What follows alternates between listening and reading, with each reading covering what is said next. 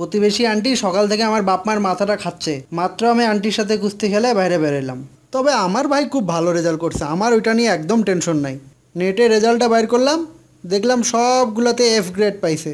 সামনের বছরেই আমার বেটা তাইমুরকে দিয়ে আমি এইচএসসি পরীক্ষা দেওয়াবো। হাটুভাঙ্গা কলেজ থেকে একমাত্র আমি পাশ করছি, আমি।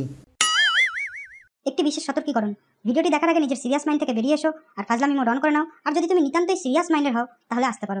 তো বাচ্চারা, আশা করি ভালোই আছো। অনেকদিন পর তোমাদের সবার সাথে দেখা হলো। আশা করি সবাই ভালো রেজাল্ট করেছো। আমার বাসায় কিন্তু কার্টুনে কার্টুনে মিষ্টি চাই।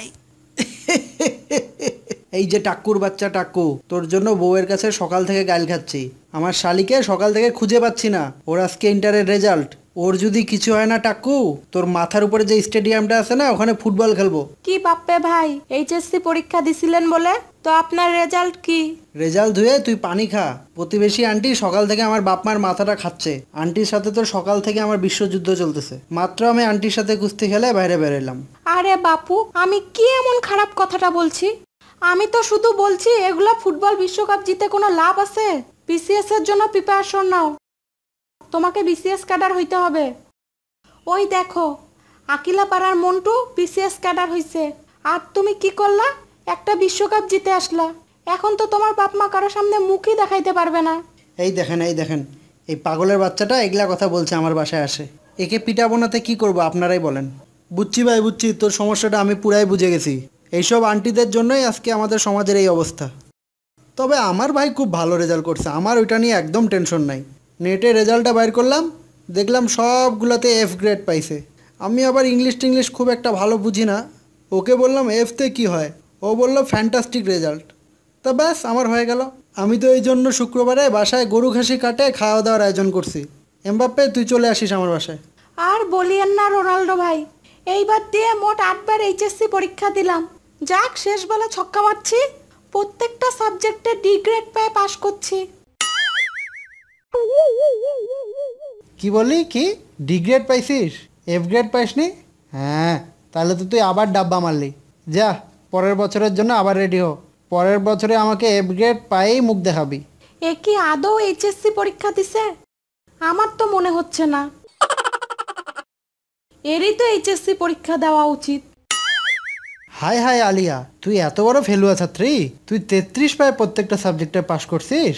আমার বাসায় যদি আমার বাপ মা জানে আমি এরকম মেয়ের সাথে প্রেম করি, আমাকে তো বাসা থেকে ত্যায্য করবে রে। তোর সাথে আজকে থেকে ব্রেকআপ। তুই আগে গোল্ডেন পা, তারপর তোর সাথে আবার প্রেম করব। এইবার নাকি বলে আমার সতীনের বেটা বেটিও এইচএসসি পরীক্ষা দিছিল। আর সাহেবের মুখ থেকে শুনলাম ওরা দুইজনে নাকি বলে গোল্ডেন A+ পাইছে। ব্যাস, হয়ে গেছে। ওইখানে যায় সারাদিন পড়ে আছে। ওর যে একটা ছোট বেটা আছে তার কথাও ভুলে গেছে। বেটা তো সারাদিন বাপ বাপ বলতেই পাগল।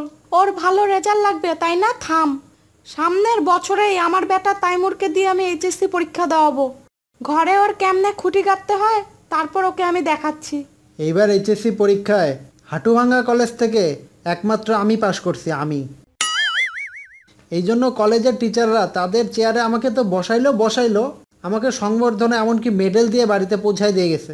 বাসায় আসে আমি কি খুশি, গদগদ হয়ে বাপকে যেই বলতে গেলাম, বাপে তো লাথি মারে বাড়ি থেকে বার করে দিল। আপনারাই বলেন এটা কেমন বিচার? আমি তো আমার বাপকে এবার এইচএসসিতে গোল্ডেন A+ এর কথা বলে ল্যাপটপের জন্য পুরাই রাজি করে নিছিলাম।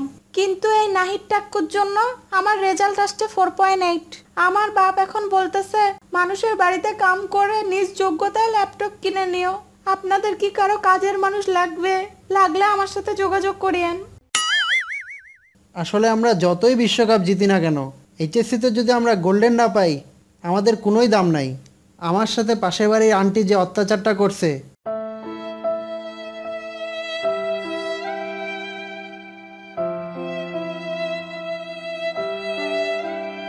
এটা আপনাদের কার কার সাথে হয়েছে নিচে কমেন্ট বক্সে জানান। আর এই ভিডিওটা ভালো লাগলে লাইক করবেন, ফ্রেন্ডদের সাথে শেয়ার করবেন, আর চ্যানেলে নতুন হয়ে থাকলে অবশ্যই সাবস্ক্রাইব করবেন।